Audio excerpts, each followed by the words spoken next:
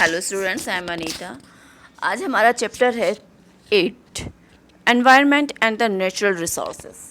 तो देखिए, ये हमारा टॉपिक है, 8 चैप्टर है। इसका पॉइंट है environmental concern in global politics. अब आपको देखना है वैश्विक राजनीति में पर्यावरण की चिंता क्यों है, क्या रीज़न है इसका।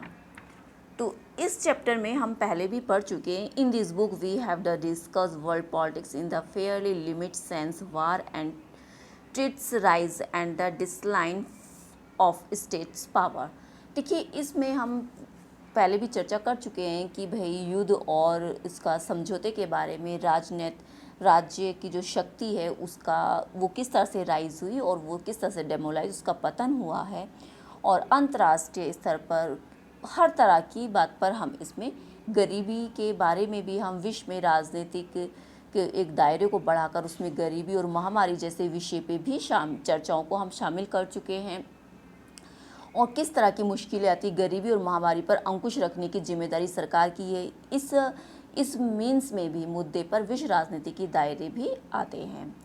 तो अब हम यहाँ पर देखते हैं कि मुद्दे जो विश्व राजनीति के दायरे में क्या क्या मुद्दे आते हैं, इसके बारे में हम चर्चा करते हैं।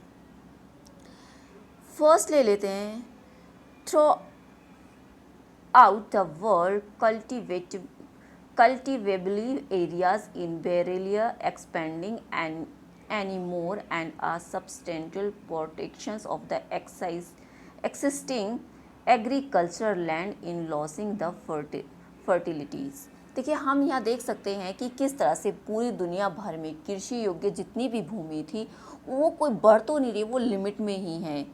आप देखते हैं ना कि अगर कोई ज़मीन है, ज़मीन नहीं बढ़ती, आबादी बढ़ती रहती है, बट जो लैंड होती है वो नहीं बढ़ती है, आबादी बढ़ती रहती है, तो उस तरह से लैंड भी कम हो जाती है।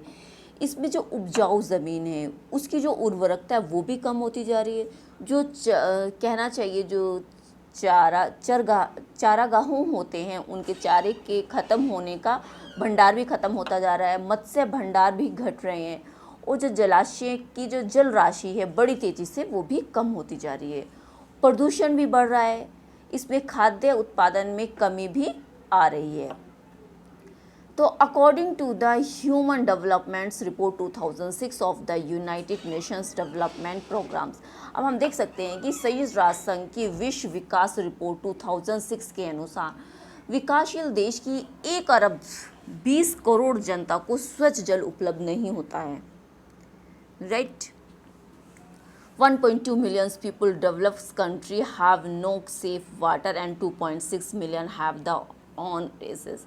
तो उनको शुद्ध जल प्राप्त नहीं होता है और आबादी इतनी ज़्यादा बढ़ रही है, साफ़ सफाई की सुविधा से वंचित हैं वो लोग। और 30 इस वजह से जो 30 लाख से ज़्यादा बच्चे हर साल मौत के शिकार होते रहते हैं।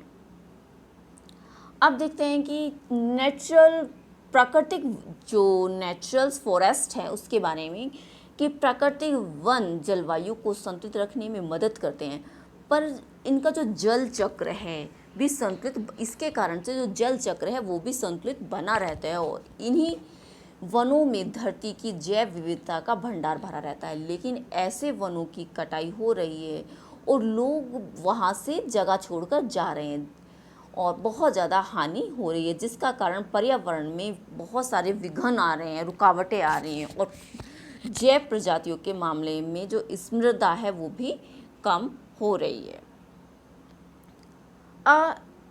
Still decline in the total amount of a zone in the earth. आप देख सकते हैं कि धरती की ऊपरी वायुमंडल में ओजोन गैस की मात्रा में लगातार कमी होती जा रही है।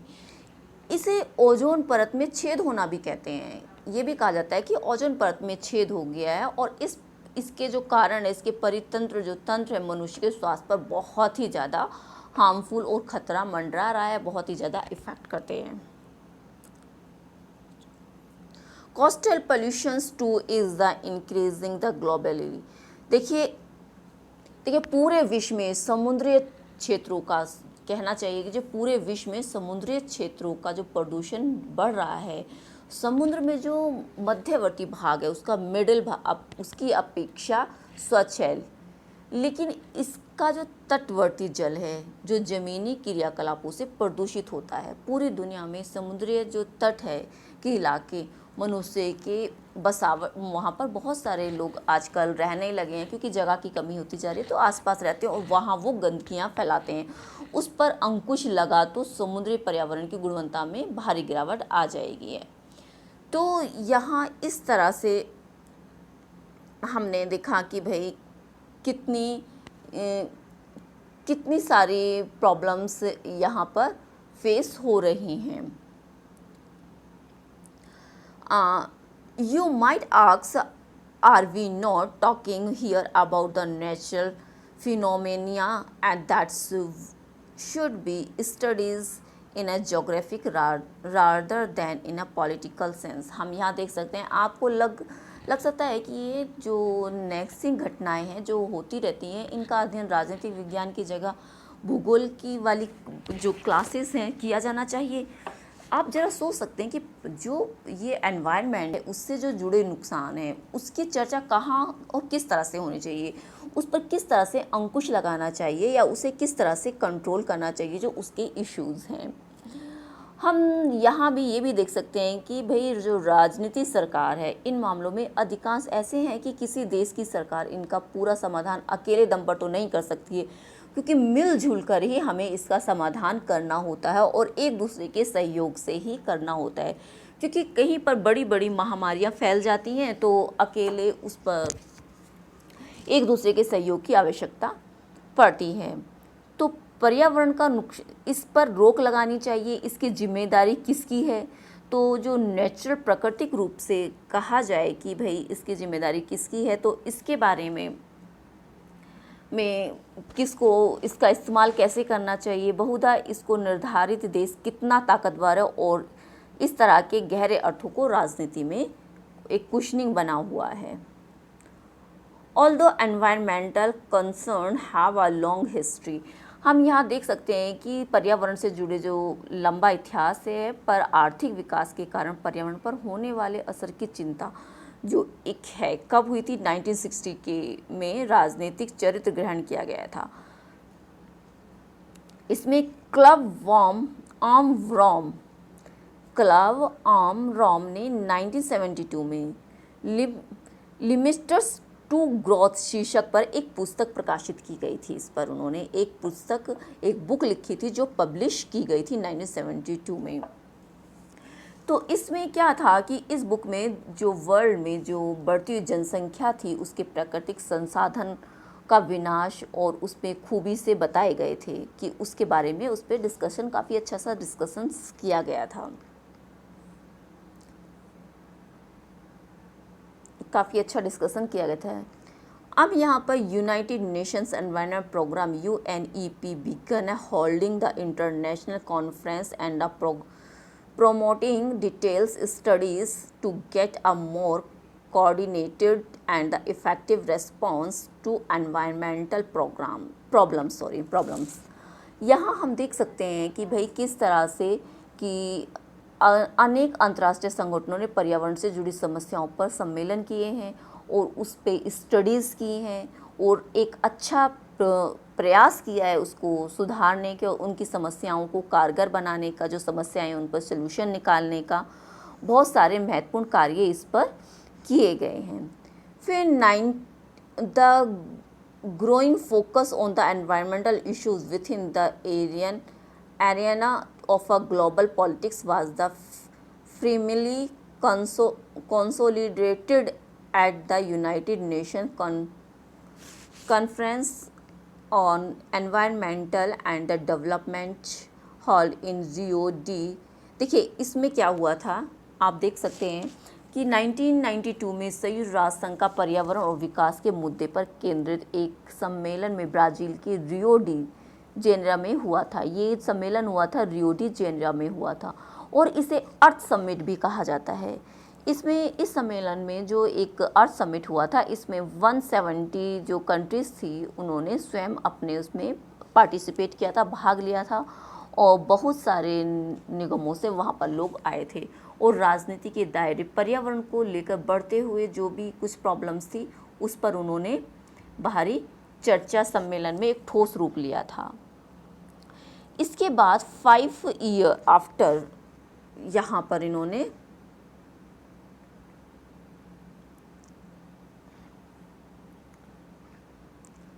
फिर इसके बाद इन्होंने क्या किया था कि 5 ईयर के बाद इन्होंने ओवर कॉम फ्यूचर शीर्षक वर्ल्ड ट्रेड रिपोर्ट छपी थी। रिपोर्ट में जो इसमें बताया गया था कि आर्थिक विकास में जो एक तरीके थे, चालू तरीके थे, चलकर टिकाऊ साबित नहीं होंगे, जो एक ऐसे टेम्परेरी वे में कुछ सॉल्यूशंस इन्होंने उपाय सोचे थे, तो उन्होंने कहा कि ये भाई लंबे समय तक अच्छे साबित नहीं होंगे। विश्व में दक्षिण एशिया में औद्योगिक विकास की मांग बहुत ज़्यादा बढ़ रही थी। तो इस तरह से आपने देखा है कि इस पॉइंट्स में इसी तरह की बात है कि भाई किस तरह से हमारा कंट्री में यानी कि उत्तरार्ध विकासशील देश यानी कि दक्षिण गोलार्ध में अलग अलग एजेंडे थे और देशों की मुख्य चिंता ओजोन परत की छेद को लेकर यानी तापमान में जो ग्लोबल वार्मिंग हो रही है उसको लेकर ज़्यादा चिंतित थे। फिर है रियो सम्मेलन में, जो रियो सम्मेलन हुआ था, समिट हुआ था रियो समिट।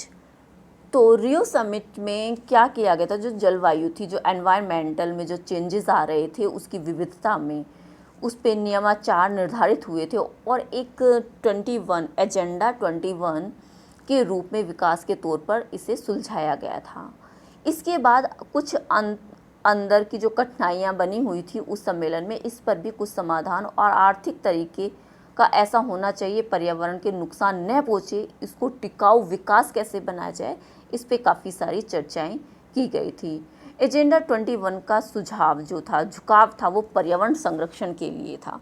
इसका मेन मोटो जो 21 का था, इनका मेन मोटो एजेंडा था कि economic growth rather than the ensuring the ecological conservations lets us look at the sum of the continuous issues in the global political of the environment। तो इस तरह से इसमें सुनिश्चित किया गया था कि भाई अब पर्यावरण की वैश्विक राजनीति में कुछ विवादित मुद्दों पर एक नज़र डालें। अब इसका नेक्स्ट टॉपिक होगा विश्व में जो किस तरह से एक हम नेक्स्ट टॉपिक इसमें डिस्कशन करेंगे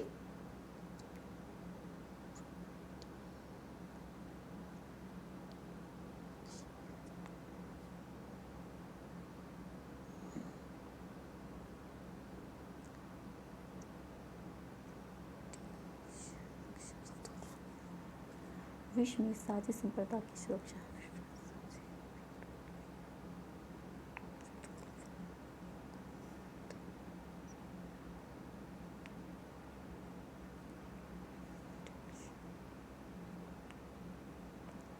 की सुरक्षा किस तरह से की जाती है। स्टूडेंट्स प्लीज़, अगर आपको ये सेशन पसंद आया तो लाइक कीजिए, शेयर कीजिए, और अगर आपको इससे मेरे पढ़ाने से कोई हेल्प मिलती है तो प्लीज़ कमेंट करके बताइए। Thank you watching for my video.